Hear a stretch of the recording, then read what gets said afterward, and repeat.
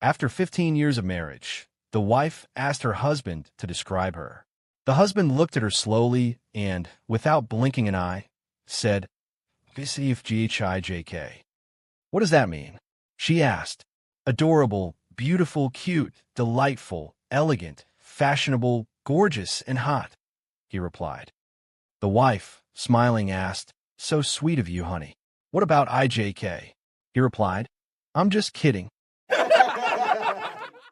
It was a normal Tuesday morning. Coffee brewing, keyboards clicking, printers working overtime. Just another predictable day at the office. Tom was heading to grab his second cup of coffee when something made him stop mid-step. By the copier stood Alex. Now, Alex was that guy.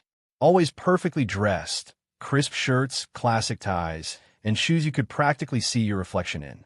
Organized, punctual, borderline allergic to anything flashy. But today, something was off. There it was, a small, shiny earring in his left ear. Tom blinked, looked again. Still there. He walked over slowly, trying to act casual.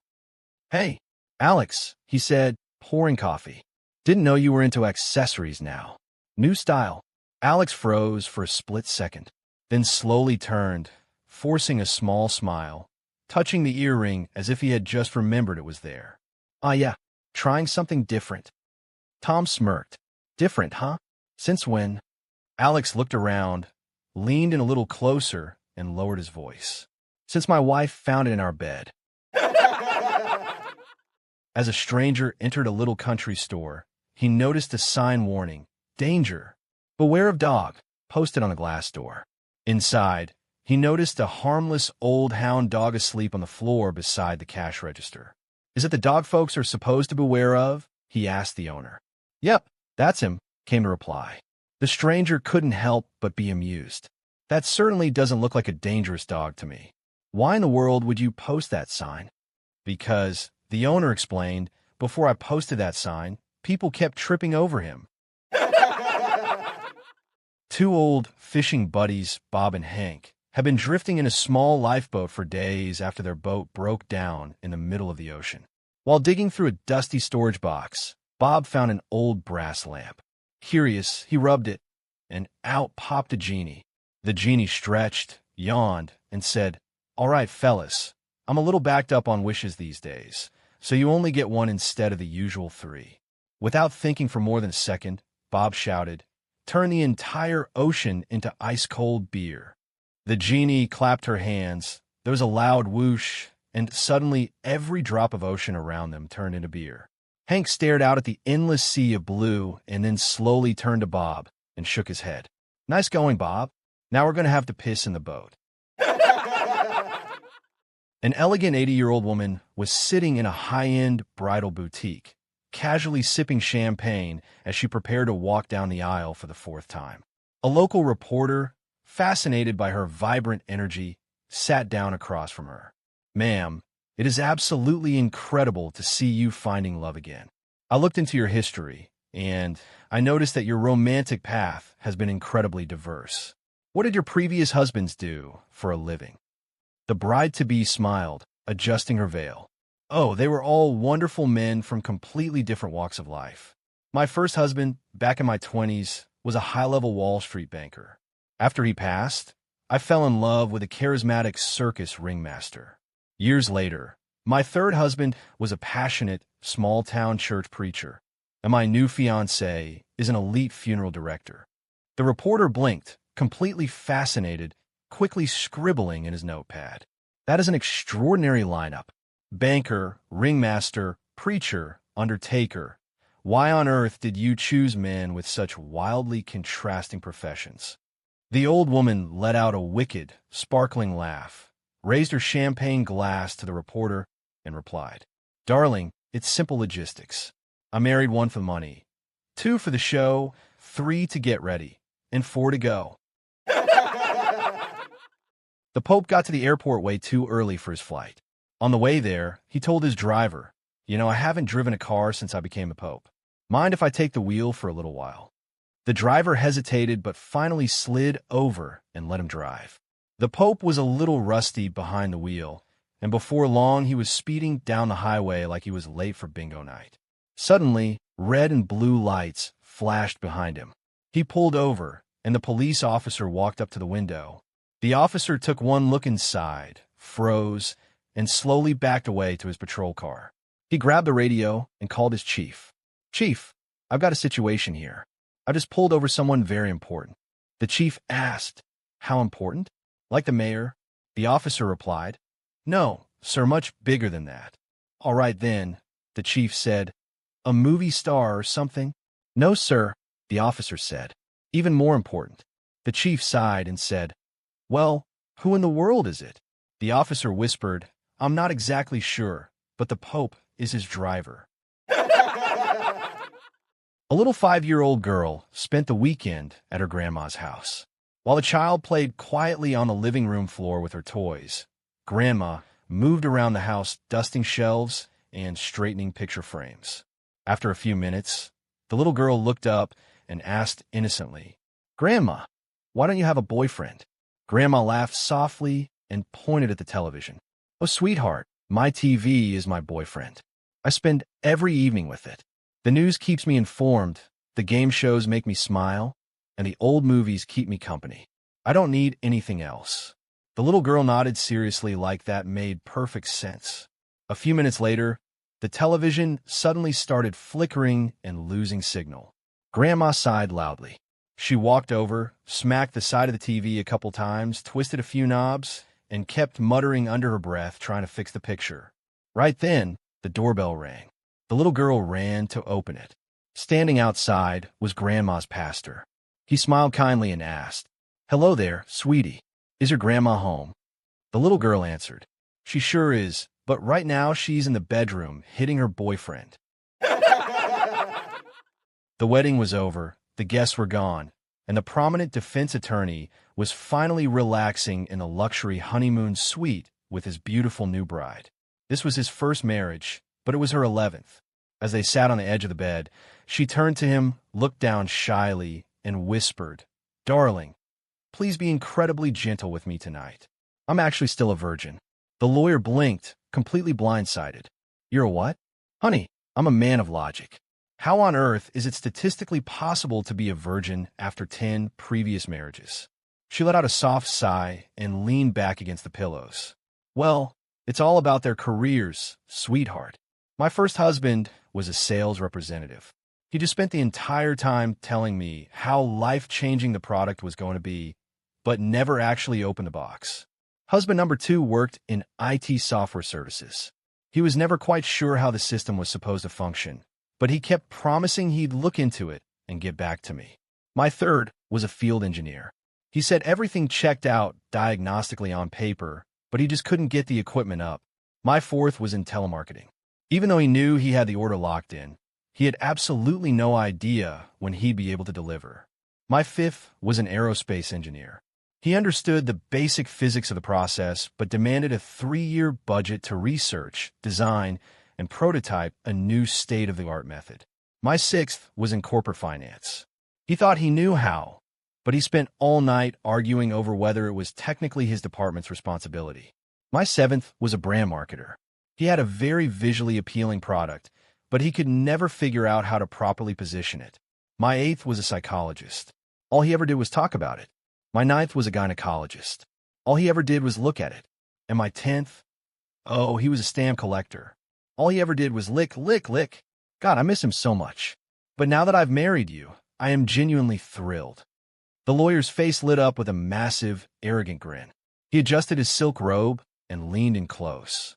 "Well, that is excellent news, my love. But tell me, why are you so excited about a lawyer?" She smiled sweetly, patted his cheek, and said, "Because you're an attorney, darling. I know for a statistical fact that this time, I'm about to get completely screwed." 2 elementary school teachers decided to think outside the box and took a wild group of first, second, and third graders on a Friday afternoon field trip to the local horse racing track. Halfway through the day, the kids desperately needed a bathroom break. The teachers split up the group, with one taking the girls and the other, Miss Clara, leading a stampede of young boys toward the public restroom. Miss Clara stood patiently waiting outside the door until a tiny 7-year-old came running out, looking panicked. "Ma'am, we have a huge problem in there. None of us can reach the urinals. They're way too high." Realizing she had no other choice, Miss Clara sighed, marched inside, and began a rapid-fire assembly line of picking up each little boy so they could do their business safely. As she scooped up the fourth little fellow, she instantly froze. She couldn't help but notice that this particular child was shockingly, phenomenally well endowed for a kid in elementary school. Trying her absolute best to look professional and not stare, Miss Clara cleared her throat, forced a polite smile, and said, "Well, look at you. You must be a very big boy. Are you in the 3rd grade?" The little fellow looked up, completely baffled, adjusted his silk goggles, and replied, "No, ma'am. I'm 32 years old. I'm a jockey riding the favorite horse in the 3rd race, and I would really appreciate it if you'd just let me finish." The nurse asked Bob to remove his clothing and put on a gown before he gets checked by the doctor. "In front of you?" he asked shyly. The nurse says, "Well, no, but I've seen the naked human body before." The man said, "Not one like mine. You die laughing at my naked body." "Of course I won't laugh," said the nurse to the patient. "I'm a professional. In over 20 years, I've never laughed at a patient." "Okay then," said the man, and he proceeded to drop his trousers, revealing a huge male body with the smallest adult male organ the nurse had ever seen in her life. In length and girth, it was almost identical to a AAA battery. Unable to control herself, the nurse tried to stop a giggle, but it just came out, and then she started laughing at the fact that she was laughing. Feeling very badly that she had laughed at the man's private part, she composed herself as well as she could. "I am so sorry," she said. "I don't know what came over me. On my honor as a nurse and a lady, I promise that it won't happen again. Now, tell me, what seems to be the problem?" "It's swollen," Bob replied.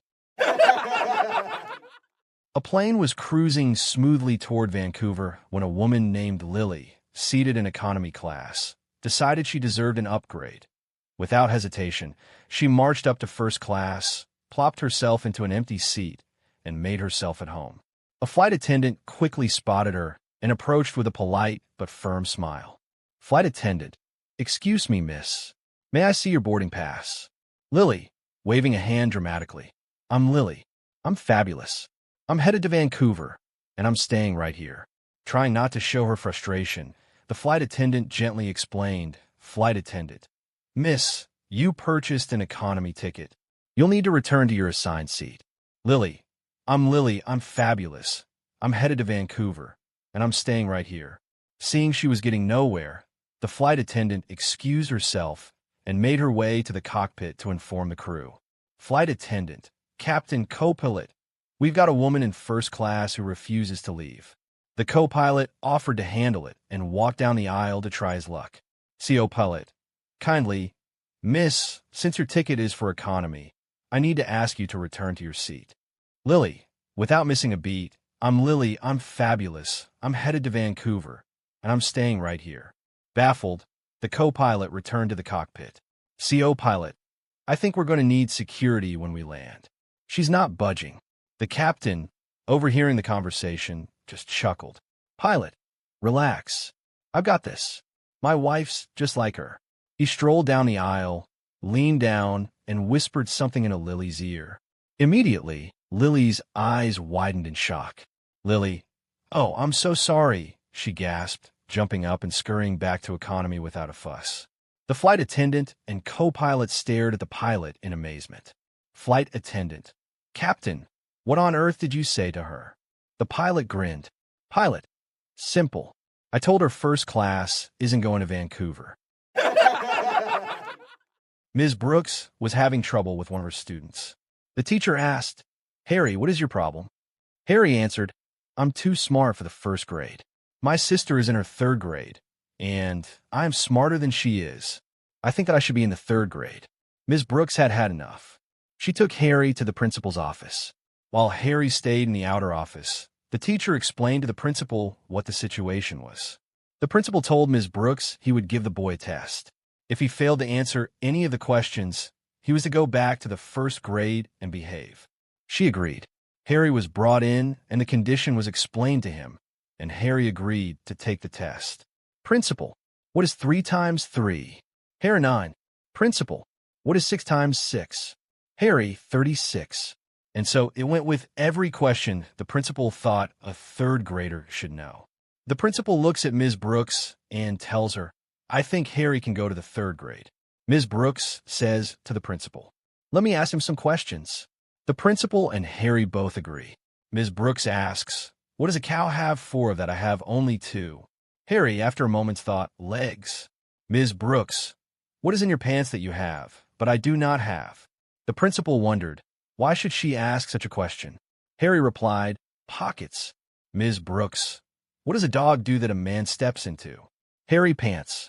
Ms. Brooks, what starts with C, ends with T, is hairy, oval, delicious, and contains thin, whitish liquid? Harry, coconut. The principal sat forward with his mouth hanging open. Ms. Brooks, what goes in hard and pink, then comes out soft and sticky? The principal's eyes opened really wide, and before he could stop the answer, Harry replied, bubblegum. Ms. Brooks, what does a man do standing up, a woman does sitting down, and a dog does on 3 legs? Harry, shake hands. The principal was trembling. Ms. Brooks, what word starts with an F and ends in K? That means a lot of heat and excitement. Harry, fire truck. The principal breathed a sigh of relief and told the teacher, put Harry in the 5th grade. I got the last 7 questions wrong. 4 women were relaxing in a sauna, each wrapped modestly in a towel. 2 were younger, 1 was middle-aged, and the last was a feisty senior citizen. Suddenly, a soft beeping sound filled the air. One of the younger women tapped her forearm, silencing it. The others looked at her, intrigued. Oh, she explained, that's my pager. I had a microchip implanted under my skin. Not long after, a melodic ringtone played. The second young woman casually raised her hand to her ear and started talking. When she finished, she smiled at their curious expressions. That was my phone, she said. It's integrated into a microchip in my hand. The middle-aged woman chuckled nervously, glancing at her towel as if it could magically grant her a high-tech upgrade. But before she could speak, the senior citizen got up and left the sauna. Moments later, she returned confidently, with a piece of toilet paper trailing conspicuously from her behind. The other 3 stared in stunned silence, eyebrows raised in confusion. Without missing a beat, the older woman smirked and said, well, would you look at that? I'm receiving a fax. An elderly grandmother in a faded cardigan was quietly riding the elevator down from the top floor of an ultra-luxury Manhattan high-rise. At the next stop, the door slid open and a stunning, heavily airbrushed young woman stepped in. She sneered down at the old lady, tossed her designer handbag over her shoulder, and exhaled a massive cloud of expensive fragrance. She turned her nose up and said arrogantly, Ralph Lauren's Romance, $150 an ounce, sweetie. The old woman just blinked. 2 floors later, the elevator stopped again. Another glamorous woman walked in, dripping in diamonds and looking like she walked straight off a Milan runway. She took one look at the grandmother, scoffed, and waved her hand through the air. Chanel No. 5, $250 an ounce. The atmosphere inside the glass elevator was suffocatingly smug. Finally, the bell chimed for the lobby. The grandmother stepped toward the opening doors, paused, and turned around to look both of the socialites dead in the eyes. She gripped her walker, bent over slightly, and let out an absolute, window-rattling rip of a fart that filled the entire glass enclosure. As the doors began to close, trapping them inside, the old lady smiled sweetly and whispered, broccoli, 49 cents a pound. A young Southern boy goes off to college, but about 1/3 of the way through the semester, he has foolishly squandered away all of the money his parents gave him. Then he gets an idea. He calls his daddy. Dad, he says, you won't believe the wonders that modern education is coming up with. Why, they actually have a program here at college that will teach our dog, Old Blue, how to talk. That's absolutely amazing, his father says. How do I get him in that program? Just send him down here with $1,000, the boy says. I'll get him into the course. So his father sends the dog and the $1,000. About two-thirds way through the semester, the money runs out. The boy calls his father again. "So how's old Blue doing, son?" his father asks. "Awesome, Dad. He's talking up a storm," he says, "but you just won't believe this. They've had such good results with this program that they've implemented a new one to teach the animals how to read." "Read," says his father. "No kidding. What do I have to do to get him in that program?" "Just send $2,500. I'll get him in the class." His father sends the money. The boy now has a problem. At the end of the year, his father will find out that the dog can neither talk nor read. So he shoots the dog. When he gets home at the end of the semester, his father is all excited. "Where's old Blue? I just can't wait to see him talk and read something." "Dad," the boy says, "I have some grim news. Yesterday morning, just before we left to drive home, old Blue was in the living room kicking back in the recliner, reading the morning paper like he usually does. Then he turned to me and asked, 'So, is your daddy still messing around with that little redhead who lives on Oak Street?' The father says, 'I hope you shot that son of a bitch before he talks to your mother.' 'I sure did, Dad. That's my boy.'" An old man calls his son and says, "Listen, your mother and I are getting divorced. 45 years of misery is enough." "Dad, what are you talking about?" the son screams. "We can't stand the sight of each other any longer," he says. "I'm sick of her face, and I'm sick of talking about this. So call your sister and tell her." And he hangs up. Now the son is worried. He calls his sister. She says, "Like hell, they're getting divorced." She calls their father immediately. "You're not getting divorced. Don't do another thing. The two of us are flying home tomorrow to talk about this. Until then, don't call a lawyer and don't file a paper. Do you hear me?" She hangs up the phone. The old man turns to his wife and says, "Okay, they're both coming for Christmas and paying their own airfares."